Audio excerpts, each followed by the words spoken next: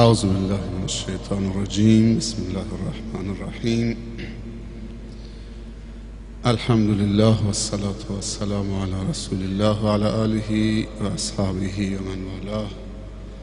اما بعد، السلام علیکم و رحمت الله تعالی و برکاته.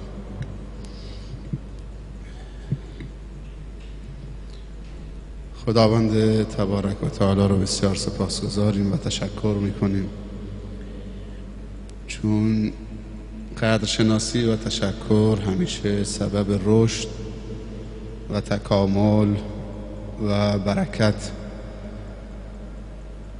و سلامت و سعادت انسان می شود.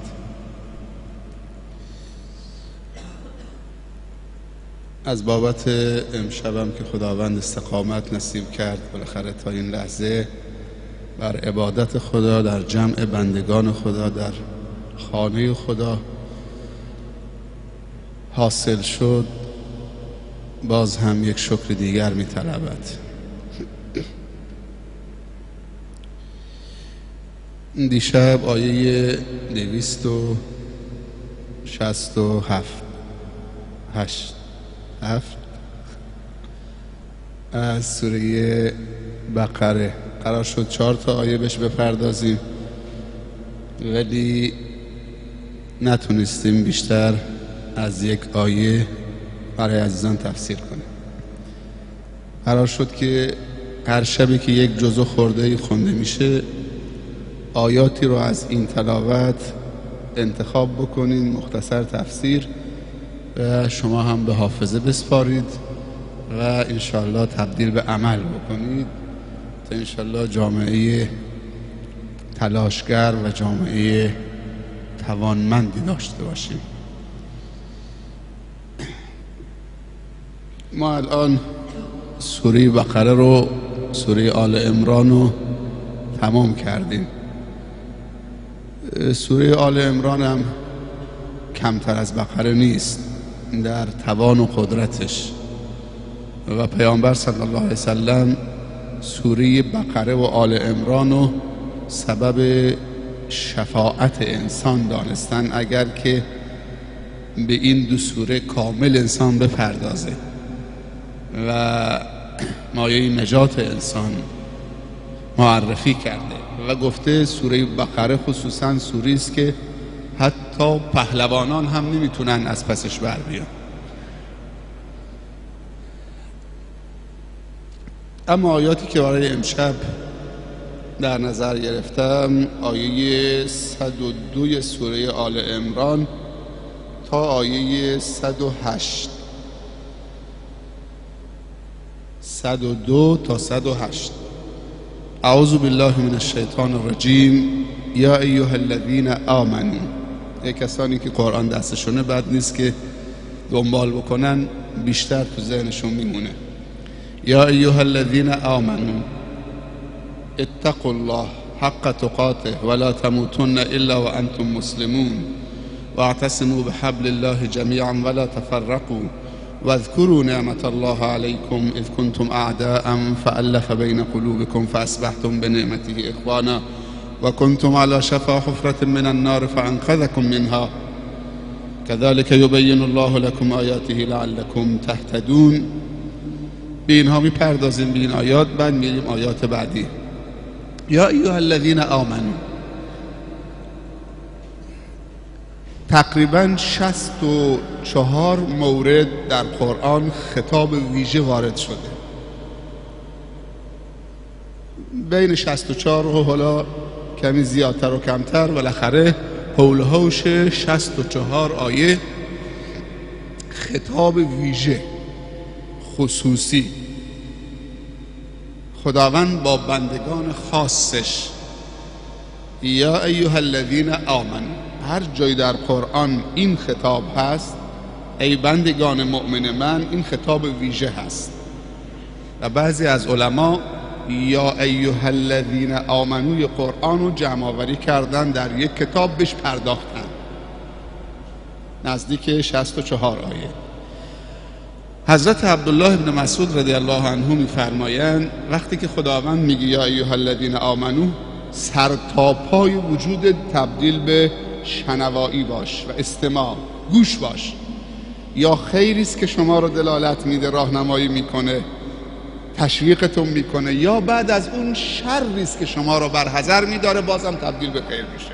انسان اگر از شر اجتناب بکنه خیر محضه. پس عبدالله بن مسعود میگه هر جایی که خداوند گفت یا ایها الذین آمنو، این دیگه باید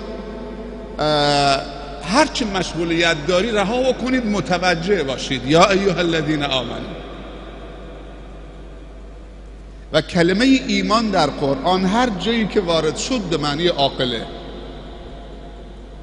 و تمامی خطاب خداوند یا ایها الذین آمنو یعنی ای خردمندان، ای عقلا، چون عاقله که خدا پرستی داره و خدا شناسی داره. انسانی که گاو میپرسته یعنی متکی به چیز فناپذیره، این نمیتونه عاقل باشه. کسی که معنای زندگیش فناپذیری باشد خودش هم فانی است. نمیتونه معنای زندگی انسان اشیایی که فنا بر اونها وارد میشه باشد. حتی پیامبر صلی الله علیه وسلم معنی زندگی هیچ مسلمانی نیست. و در خطبه ابوبکر صدیق رضی الله عنه کاملا آشکار هست که وقتی که رسول الله صلی الله علیه وسلم فوت نمودن و صحابه به هم ریختن، رفت خطبه خوند، گفت من کان یعبد محمدا فان محمدا قد مات. کسی که خداش محمد بود محمد مرده، پس بره مرتد بشه. و من کان یعبد الله فان الله حی لا یموت. کسی که خدای او رب العالمین حی لا یموته، هیچ موقع معنای زندگی او بیهوده نخواهد شد. الله معنای زندگی ماست و حی قیومه.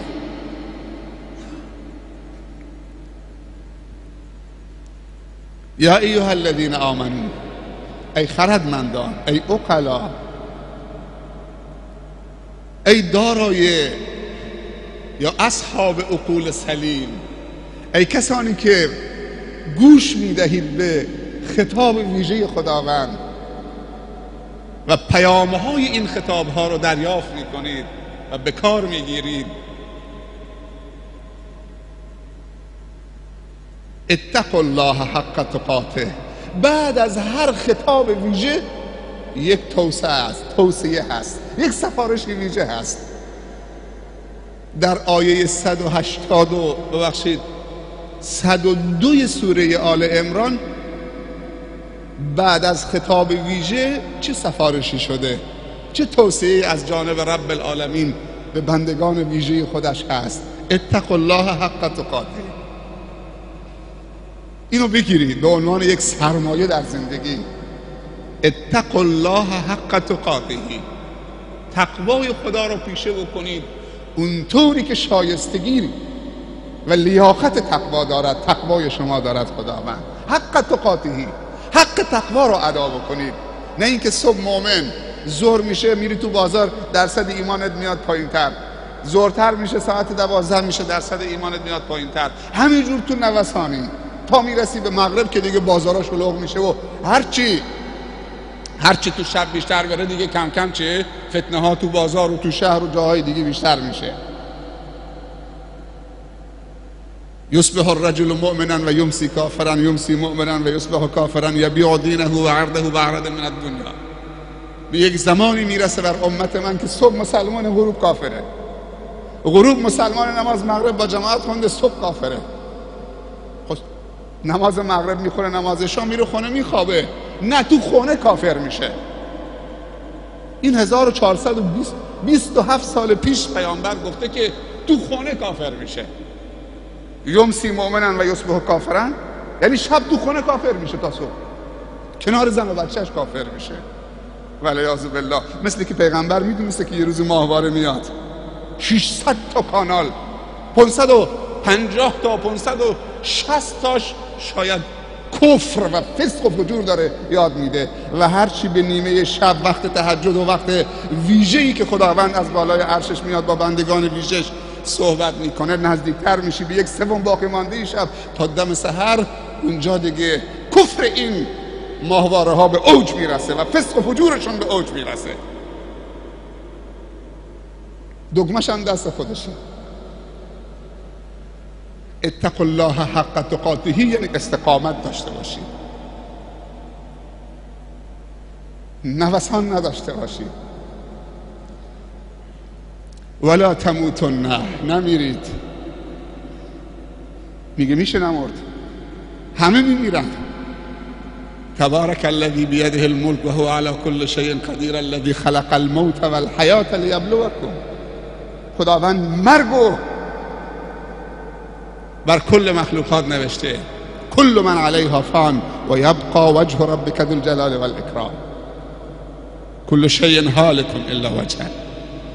همه چیز در این دنیا فناپذیره مگر ذات اقدس رب العزت والجلال. پس نمیشه که نمرد، در اختیار ما نیست، اما میشه نمرد. سعدیا مرد نکونام نمیرد هرگز، مرد آن است که نامش به نکویی نبرند. میدونی در فرهنگ دینی چه کسی مرده است؟ کسی که تقوای خدا نداشته باشد، کسی که ایمان به ذات اقدس الهی نداشته باشد، کسی که ایمان به روز قیامت نداشته باشد، کسی که دست خالی باشد، کسی که ساعتهای عمر سپری بشود یک جمله مفید برای خوب زیستن و خوب زندگی کردن فرا نگیرد. هر کلمه مفیدی که یاد بگیری یک تولد دوباره هست. و کدوم کلمات مفیدتر از این کلام رب العالمین هست؟ 70,000 کلمه مفید، 321,000 حرف مفید، 70,000 کلمه مفید.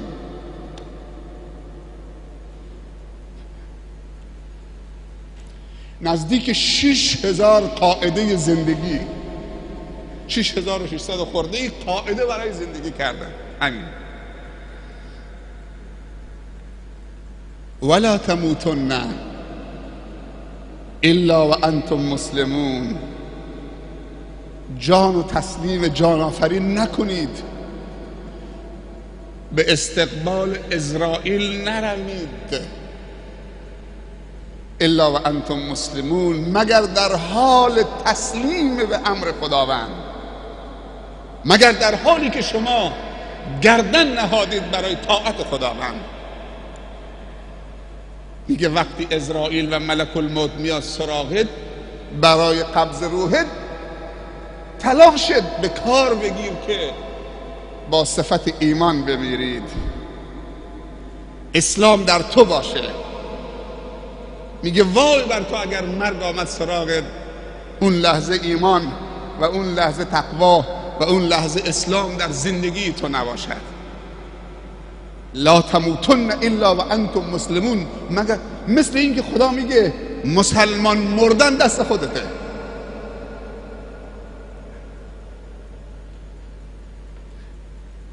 پیرزنای ما و پیرمردای ما خدا رحمتشون بکنه، وقتی سر میذارن رو متکا و بالش، بلا فاصله رو دست راستشون میخوابن، میگوین یا رب نظر تو بر نگردد.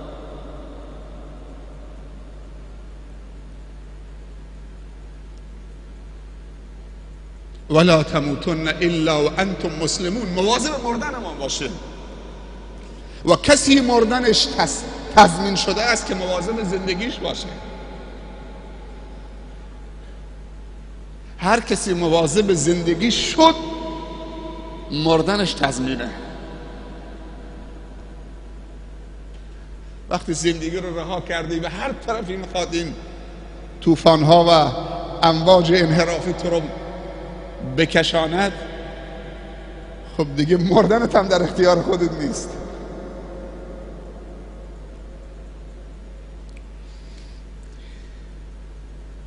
یا ایها الذین آمنوا اتقوا الله حق تقاته ولا تموتن الا وانتم مسلمون. تلاش بکنید که مردنتون با ایمان باشه. استقامت تو این صف نماز چقدر آدم خوشحال می شود، چه آرامشی است. آیه بعدی چیه؟ واعتصموا بحبل الله جمیعا. برای یک زندگی خوب باید هم فکر و هم دل باشیم، باید دور هم جمع بشیم. تنهایی نمیشه زندگی خوب داشت. کلام رب العالمین، کسی نمیتونه به تنهایی خوب باشه. میگه واعتصموا بحبل الله جمیعا. اگه میخوای زندگی خوبی داشته باشید باید با همدیگه مهربان باشید، تعاون داشته باشید، همدیگه رو بو بکنید، به همدیگه احترام قائل باشید. عواملی که شما رو از هم جدا میکنه بریزید دور. واعتصموا، چنگ بزنید. حبل الله همینه، حبل الله اینه، ریسمان خداوندی همینه، دین اسلامه. پس به فکر جدا شدن از امت اسلامی نباش. هر چند قوی باشی ضربه میخوری، چون پیامبر گفته الواحد شیطان، یک نفر یک شیطانه، حتی اگه با تقوا ترین هم باشه. نمیتونه. آدم نیاز به دوست مؤمن تر از خودش داره، خصوصا تو این دور زمانی که فتنه و فساد پیشرفته شده، حرفه‌ای شده و سرعت فساد و انتقال فساد و انحراف از سرعت صوت هم بیشتر شده. دوست خوب لازمه. واعتصموا بحبل الله. چین عرب ہمارا، ہندوستان ہمارا، مسلم ہی هموطن ہے، سارا جهان ہمارا. گر در یمنی چو با منی پیش منی، ور پیش منی چو بی منی در یمنی. من با تو چنینم ای نگار یمنی، خود در عجبم که من تو ام یا تو منی. چنین فضایی رو ایجاد بکنیم که تو اون فضا من تو باشم و تو من باشم. تعاونوا علی البر والتقوى ولا تعاونوا علی الاثم والعدوان. ید الله مع الجماعه. نصرت خدا همراه جماعته. بیاید جماعت مؤمن ایجاد بکنیم. از چی ایجاد میشه؟ از جوانای خوب، از جوانان مؤمن. جماعت پایدار در آینده خوب تشکیل خواهد شد. پدرها هم به عنوان بزرگترها اونها رو تشویق بکنن، در جمعشون شرکت بکنن، محبتشون بکنن، اکرامشون بکنن. روز به روز اگر 10 تا جوان راهنمایی بکنیم، هر کدومون یک جوان راهنمایی بکنیم، با خودمون بیاریم تو این جمع ها، محبتشون بکنیم. هرچی ما بیشتر محبت بکنیم، نوازش و محبت شیطان و ابلیس کمتر خواهد شد. از فراغی که ما محبت نکردیم، شیطان آمده نوازش کرده، محبت کرده، در نتیجه اونها رو شکار کرده. واعتصموا بحبل الله جمیعا ولا تفرقوا. یک قاعده استعمارگران دارن پیاده میکنن با املای ابلیس و شیطان. تفرقه بنداز، حکومت بکن، فرق تسد. اگر میخوای که حکومت بکنی، تفرقه بنداز بین خوبا. اگر میخوای نابود بکنی، اگر میخوای خوبی رو از بین ببرید، تفرقه بنداز. و پیامبر صلی الله علیه وسلم در حدیثی میفرمایند الفتنه نائمه لعن الله من ایقظها. فتنه خوابه، خدا لعنت بکنه هر کسی اون فتنه رو برای تفرقه بین مسلمان‌ها بیدار بکنه. سعی نکنیم ما فتنه رو بیدار بکنیم و وقتی بیدار شد تر و خشک رو میسوزونه. فتنه رو کمرنگ بکنیم، خاموش بکنیم. شخص رفیش عالمی غیبت برادرش بکنه، گفت فلانی درباره تو چی میگفت؟ وای چه حرفایی میزد. میدونی چی جوابش داد؟ فهمید که این بوی فتنه ازش میاد، این کلام بوی خون ازش میاد، این کلام بوی بی ایمانی ازش میاد. واعتصموا بحبل الله جمیعا ولا تفرقوا. گفت ببین برادر، اگر اون چیزی که برادر من درباره من میگه در من باشه، پناه به خدا، استغفر الله، من توبه میکنم تا خدا برطرف بکنه. و اگر اون چیزی که برادرم پشت سر من غیبت میکنه درباره من در من نیست، دعا میکنم که خدا برادرم رو ببخشه، بیامرزه، معاف بفرمایم تا اشتباهش رو اصلاح بکنه. برخورد با یک فتانی که میخواد فتنه ایجاد بکنه، دید که دیگه کارساز نیست، سرش انداخت پایین، شرمنده شد رفت. گفت اگر اون چیزی که برادرم میگه در من هست، خدا منو ببخشه، و اگر اون چیزی که در من نیست، برادرم داره میگه در من هست، خدا برادرم رو ببخشه. تموم شد، فتنه رو مسدود کرد و همینجور دلش صاف بود. و پیامبر صلی الله علیه وسلم میفرمود هیچ کدوم از شما شاگردان من، یاران من، حق نداری درباره دیگری اخباری را به من منتقل بکنی. من میخوام از دنیا برم، دلم نسبت به همه صاف باشه.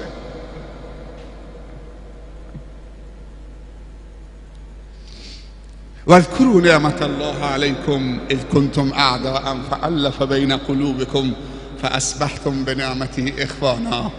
این قسمت آیه درباره اوس و خزرجه. انصار اهل مدینه، دو قبیله بزرگ اوس و خزرج از عرب و سه قبیله بزرگ یهود در یثرب زندگی می‌کردند قبل از قدوم رسول الله صلی الله علیه وسلم به یثرب که بعد شد مدینه منوره. قبیله بنی نظیر، بنی قینقاع و بنی قریظه، و دو قبیله عرب بزرگ اوس و خزرج. قبیله اوس و خزرج سالهای متمادی با همدیگه سر یک بز و یک گاو شاید خونریزی میکردن، به جنگ به هم میرفتن و همدیگه رو فنا میکردن. از همون اوس و خزرج انصار اهل مدینه درست شد، نصرت دهندگان دین خدا و نبی خدا. و یکی از اونها ابو ایوب انصاری بود که این افتخار نصیبش شد که در روز اولی که رسول الله صلی الله علیه وسلم وارد یثرب بشه، اساسیه رسول الله را از روی شتر برداره، مخفیانه ببره خونه بذاره.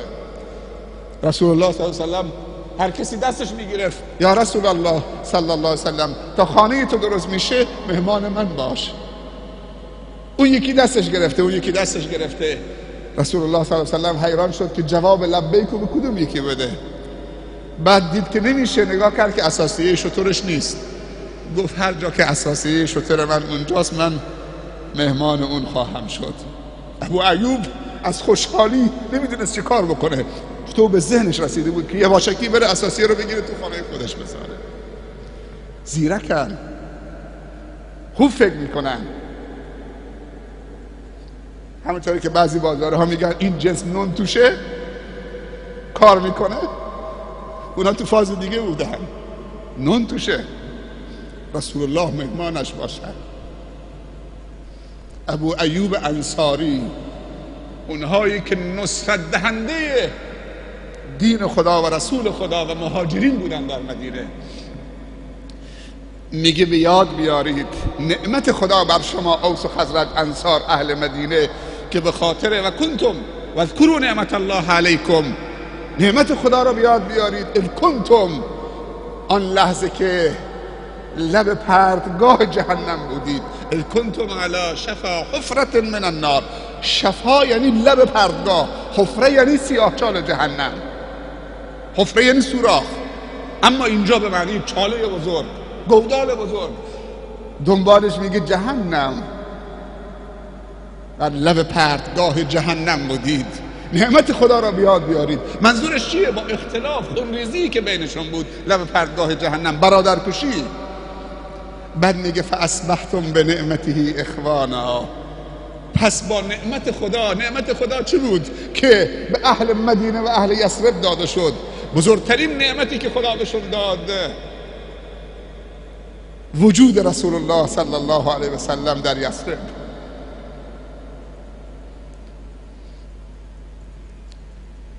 و همراه رسول خدا دین خدا و قرآن وارد یثرب شد. آتش فتنه اوس و خزرج را خاموش کرد.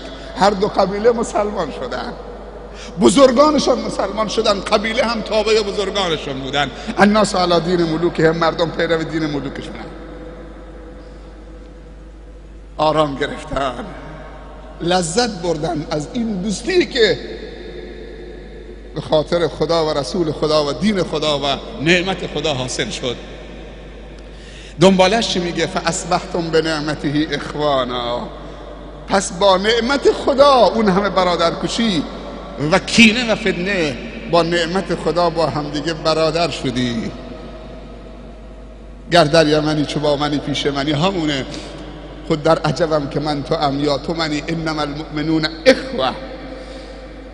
با نعمت خدا با هم برادر شدید. ما هم اینجا دور هم با نعمت خدا با هم برادر شدیم. چقدر از دیدار هم لذت میبریم.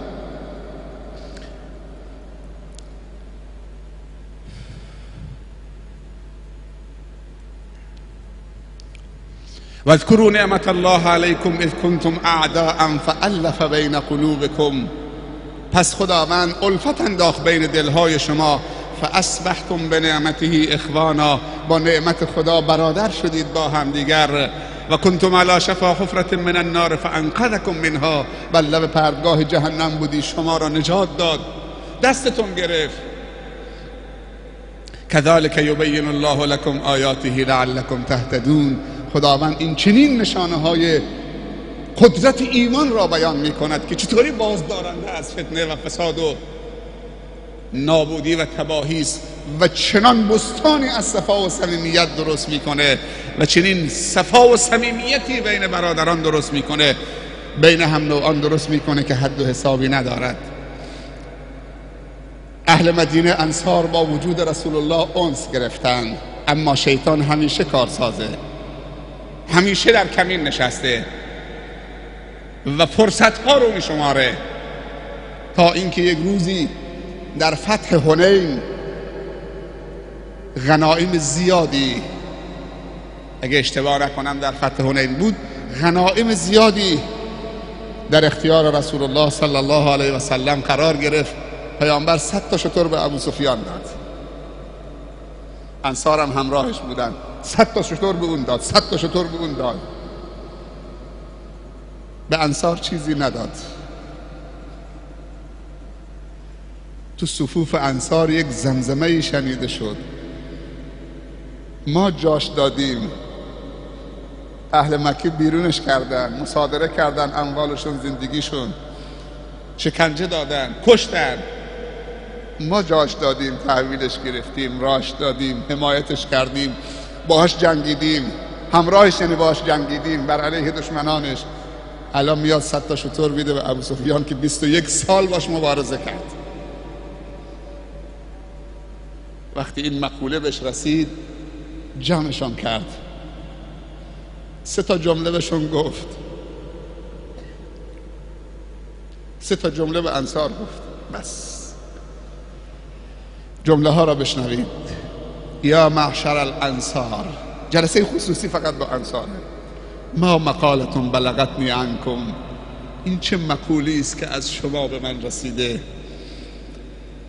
الا ترضون ان یذهب الناس بالشاء والبعیر و ترجعون انتم برسول الله صلی الله علیه وسلم. آیا راضی نمیشی مردم گاو و شتر و گوسفند بگیرن برن، رسول الله مال شما باشه، رسول الله با شما بر بگرده به مدینه، به شهر شما؟ دستمالای رو سرشون بود، آوردن پایین گذاشتن رو چشمشون. کسی صحبتی نیست دیگه. آیا راضی نمیشه مردم گاو و گوسفند و شتر بگیرن، رسول الله با شما بر بگرده؟ دستمالاشون گذاشتن رو چشمشون، شروع کردن. جمله دوم: لو سلك الانصار سلك الناس شعبا و سلك الانصار شعبا لسلكت شعب الانصار. اگر مردم راهی رو انتخاب کردن، انصار راهی رفت، من راهی میرم که انصار رفته. بیشتر گریه کردن. اما جمله آخر گفت: یا معشر الانصار المحیا محیاکم و الممات مماتکم. زندگی من در جمع شماست و مردن منم در شهر شما و جمع شماست. گفتم بس دیگه طاقت نداریم، یعنی توبه نصوح، اشتباه کردیم، ما گاو و گوسفند شتر نمیخوایم. چیزی شیطان القا کرد.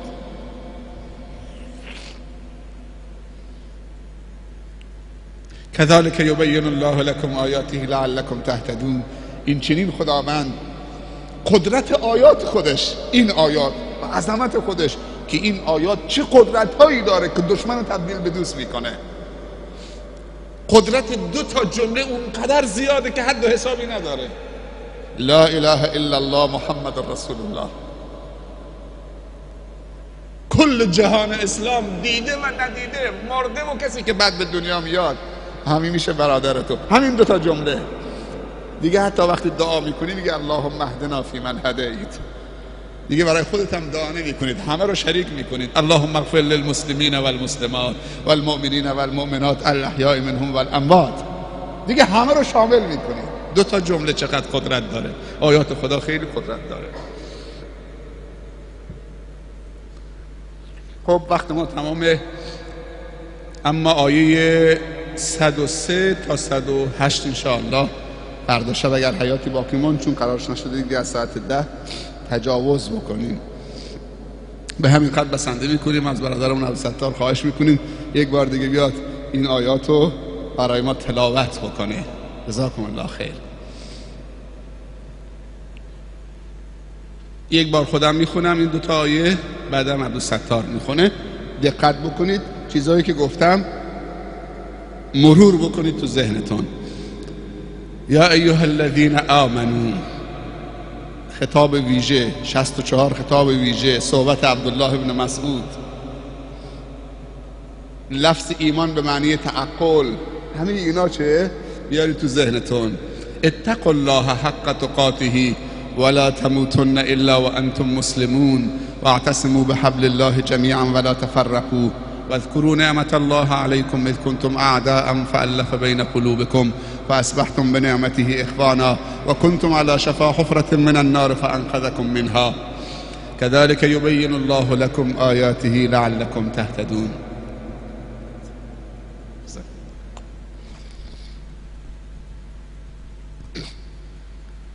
أعوذ بالله من الشيطان الرجيم.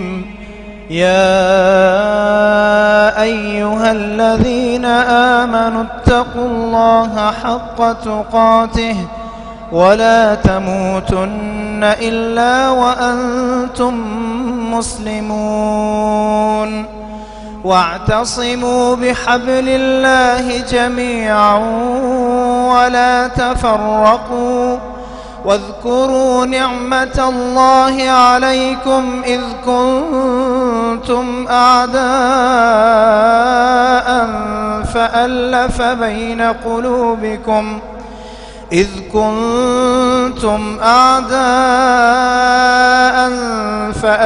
بين قلوبكم فأصبحتم بنعمته إخوانا وكنتم على شفا حفرة من النار فأنقذكم منها كذلك يبين الله لكم آياته لعلكم تهتدون.